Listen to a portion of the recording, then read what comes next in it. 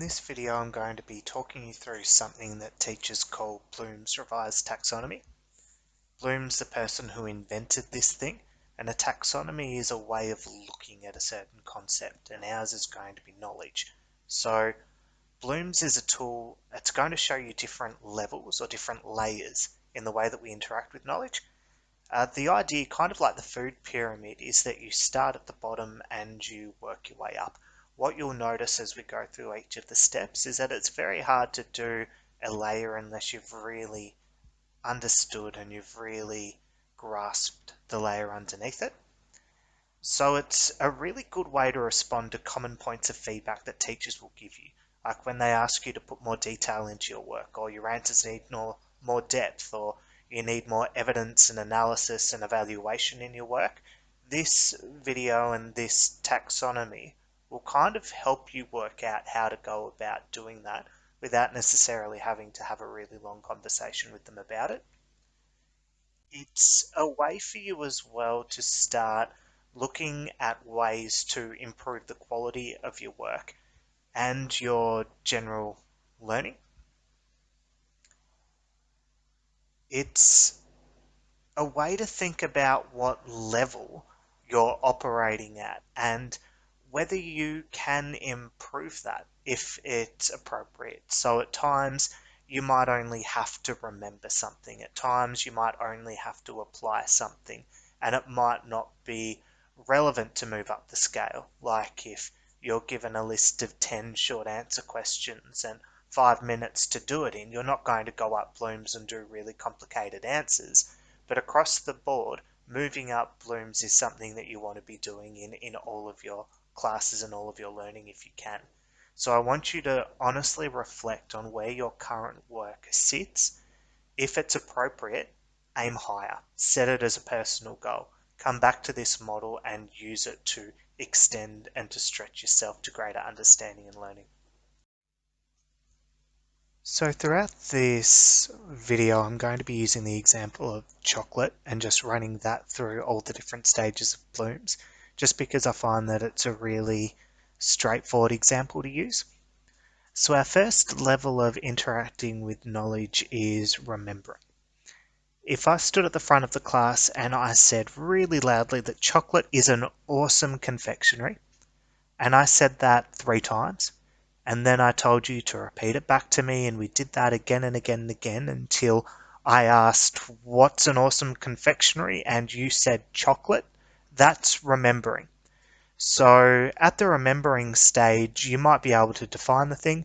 You might be able to loosely describe the thing. You'll be able to name it, order it, recall it, and reproduce whatever the thing is. So when I ask you, what is an awesome confectionery? You'll say chocolate. When I say, what's chocolate? You'll say, it's an awesome confectionery. So at this level, we're just remembering what we're told. It's nothing more complicated than that. I can bring it back up whenever I'm asked to. Our second level is understanding. That's a little bit deeper than remembering. In our chocolate example, understanding is knowing what chocolate is, knowing what confectionery is. So when I say chocolate is an awesome confectionery, you know what chocolate is. You know that it's really sweet and it's really nice, and when you eat it, it makes you happy. You know what a confectionery is. It's everything in the lolly aisle that people tell you not to eat. You know that chocolate is going to be in the category of confectionery, and you're going to know that chocolate is a good one. You know what chocolate is, you know what confectionery is, you know what a good one is, and you can match chocolate to it. So you understand. You can classify the thing, you can talk about the thing, you can explain what it is because you get it now. If you saw the thing, you'd be able to identify it. You'd be able to tell me about it, and you'd be able to summarize a little bit of information about it. At the understanding step, you know the thing, you get the thing, you don't just repeat the thing. Our next level starts to get a little bit complicated. So our next level is taking that source of information, taking that content that we've learned, that we can remember, that we can understand, and it's using it for something. So if I'm at the supermarket, I'm walking down the confectionery aisle, I can remember that chocolate is an awesome confectionery. I'm walking down there and I just don't know what to buy. I have this knowledge with me.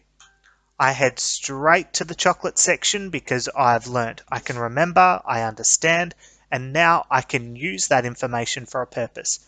Chocolate is an awesome type of confectionery. I'm going to buy that instead of Tic Tacs or cough lollies or chewing gum. So I've taken the knowledge and I've used it for something. In a subject like maths, that's applying a formula to a situation to get an answer, inputting data into a formula to come out with an outcome. It's using that formula that you've learnt and applying it to a purpose, using it in the real world. In science, that's reading the methodology, understanding it, remembering it, and then being able to repeat the experiment or do the experiment and then measure the outcomes. So at the applying step, I am using that knowledge for something. With chocolate, I'm using that knowledge so that when I go down in the confectionery aisle, I can work out straight away what I want to buy. So you can calculate, demonstrate, you can interpret, you can show your understanding, you can solve problems using that knowledge, you can make suggestions. It's very practical. At the analyzing step, we've got our knowledge, we can remember it, we understand it, we're able to apply it. Analyzing is working out what makes it the way it is. So in the case of chocolate, if we are to analyze chocolate, if we are to analyze this statement, chocolate is an awesome confectionery, we're going to have to work out and be able to state what makes chocolate the way it is. We might look at things like the texture. It's really smooth when I bite into it. We might look at things like the sweetness. I like really sweet confectionery and chocolate hits that. I might look at variety. There are lots of different types of chocolate, lots of different flavors, lots of different textures. We can look at endorphins. I eat chocolate and it makes me happy. We can look at price. I can buy a block of chocolate at a reasonable price compared to a lot of other confectionaries that are out there. And we can look at things like shape and size and value for money, and we can look at color, and we can look at marketing. We can look at all of the little things that go into making chocolate an awesome confectionery, and we spell it out. As a part of that analyzing step, we might compare brands of chocolate to each other in the sense of finding similarities and differences, like in that Venn diagram there, with Cadbury on one side and Lindt the other. We can work out everything that makes Cadbury specifically a really good type of chocolate. We can work out all of the things that make Lindt a really good type of chocolate. We can work out all of their flaws and all the problems and all of the things that they have in common. We break down both brands, we break down this product into those individual components that make it the way it is. Why is it that way? So that's all about investigating, appraising, picking something apart, making inferences, and really being specific when it comes to why that thing is that way. That's when you start justifying your answer, getting a bit more depth into it, and really starting to impress your teachers. That's where you start getting into those upper brackets and that more complex way of interacting with knowledge. In our next step, we get to evaluating. Now, in my previous step, I analysed all of the parts that make Cadbury the way it is. I analysed all of the things that made Lindt the way it is. I identified and I told people all of the bad things about Cadbury, all the bad things about Lindt, and I looked at lots of other brands. I'm ready to do something more now. I'm ready to make an argument, and I'm ready to defend that argument with all of this material that I've prepared. I'm going to stand here and say that Cadbury is the best type of chocolate. I'm not just saying now that chocolate is an awesome confectionery. I'm not just remembering that statement, understanding it, using it at the supermarket. I'm now making a big argument about which is the best sort. So what I've done, I've weighed up all of the positives, all of the negatives, and I'm going to stand there and tell you all of the reasons why Cadbury is better. This is where you start to really reach a high level of understanding. And this is where you start to really impress your teachers, because you're not just recalling stuff, you're interacting with it, you're making arguments. You need to back yourself up. You need to have reasons why you're correct. It's not a shouting match, it's a debate. But that's what evaluating is all about. So when your teacher might leave you feedback that says you need more analysis and you need more evaluation in your answers, that's what they mean. Pick those things apart, explore deeper, break them down into their component parts, and answer questions like, so what? Why does this matter? Why should this matter? What does this mean for? What are the implications of this for people or for other knowledge or for other situations? And that's in every faculty. It's not just in humanities where you might be arguing historical points, trying to understand why historical events are the way they are in the time. It's maths, it's science, it's cooking, it's all of your sports subjects. It's a higher way of interacting with the knowledge around you. So once I've done all those things, I can remember that chocolate is an awesome confectionery. I understand what chocolate is and a confectionery is and what it means for an awesome confectionery to be awesome. I can apply that knowledge to a purpose, like at the supermarket or buying gifts for people. I've analysed that knowledge. I've worked out why chocolate is so awesome, and I can spell it out in detail and give you lots of reasons. I've then evaluated, so I can tell you which is the best sort of chocolate, and I can defend that position because I know the weak points of all the chocolates and I know the strong points of all the chocolates. I now do something else. I reach that create stage. So I use all of this knowledge that I've learnt at all of those levels of blooms to create something new. So I might make a type of chocolate that is better than anything that's out there because I can identify all of the good things about the good brands, all of the bad things about the bad brands, so I can make a new brand, keeping all of the good things from the good chocolate and not having any of the negative things from the bad brands or even from the good brands that have some things wrong with them. So in this step, I am twisting that knowledge up and creating something new. I'm producing something, composing something, I'm making something. I've come up with a new plan based on all of these ways of solving that I know over here. I'm generating ideas. That's what this step is all about. So it's the most complex level in that pyramid. So when we think about how our answer or the way that we interacted with knowledge changed as we moved up this hierarchy, remember that at our bottom level, we could only remember, we could only repeat. Chocolate is an awesome confectionery. I've been told this, so I can repeat it. When I'm asked, I can throw this answer out. It's the most basic form of interacting with knowledge. At that next level, I understood it. Okay, chocolate's an awesome confectionery, but I say it with a bit more confidence because I understand what chocolate is, I understand what confectionery is, I understand what it means to be an awesome confectionery. Then the knowledge became useful. We stepped up a little bit more and we tried to apply that somewhere. And for chocolate, that's in the supermarket. It's for buying gifts. It's for recommending products to people around us. It's for conversation. I can use this knowledge and put it somewhere. So then, not only am I doing all of this stuff, but I'm telling you all of the reasons why chocolate is an awesome confectionery.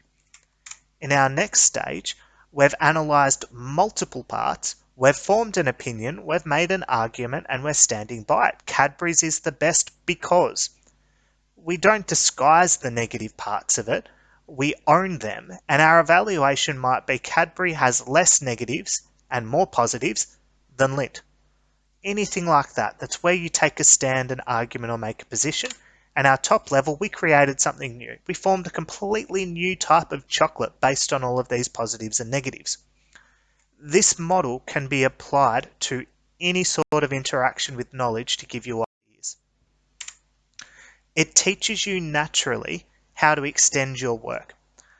I may have answered a question, I just got it done really quickly. I remember that thing that teacher told me that time, so I'm just going to throw it down. I didn't move past the bottom level. If I stop, I take my time, I think of this model, and I move up, my answer is not just going to be longer, it's going to be better. It's going to have more content, more quality, and it's actually going to say something. It's not going to be appropriate all of the time to step up the pyramid, and I get that. If you're given 10 short answer questions, you're given 5 minutes to do it, there is no way it's appropriate to jump up the Bloom scale and to be at the applying or analyzing. It's just not reasonable. You need to use your common sense and read the context as to when it's appropriate to jump up the levels. If you're not sure, ask your teacher because they'll easily tell you where you should be operating. But you can see it, if nothing else, as a challenge when you know that you can be stepping up and you know that your answers aren't as good as they could be if you took a little bit more time. This is a guide to help you interact with your concepts at higher levels. So how to learn more and engage more. And you'll find that the higher up you go, the more fun you start having with some of those traditionally boring subjects like history. I can say that because you know I teach history. History to me isn't interesting when you look at remembering. And that's traditionally what we do with history. We try and remember dates and facts and places and things. Once you move up Bloom's, it gets more interesting. Once you try to understand why events happened the way they did, or why things turned out the way they did, or why that person did that thing, and then you apply that knowledge to modern world situations or other historical events to try and understand, then you start breaking that down and working out exactly why that happened and the impacts that it had and what it led to elsewhere. Then to your evaluating where you pose a question about whether that event had a positive or negative impact on the world, whether it was good for society, whether it was morally and ethically correct, and then down to creating is going to be your own historical interpretation of event and why something happened. What I'm saying is the more you climb up this pyramid, the more you're interacting and the more you're getting involved with your content and your concept, and the more interesting it becomes. But then also the way you talk about it does as well. It's naturally going to lead to increased grades, and that kind of goes without saying. Unless, of course, you're doing something like a multiple choice test where the teacher doesn't want you to go up Bloom's and give them an essay on a topic, they just want you to circle a box. Again, it comes back to context.